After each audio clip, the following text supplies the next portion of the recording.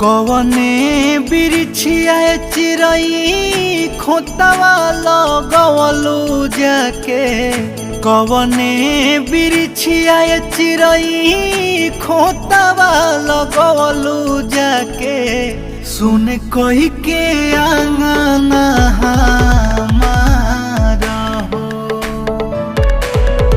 उड़ गइलू पखिया पासार हो।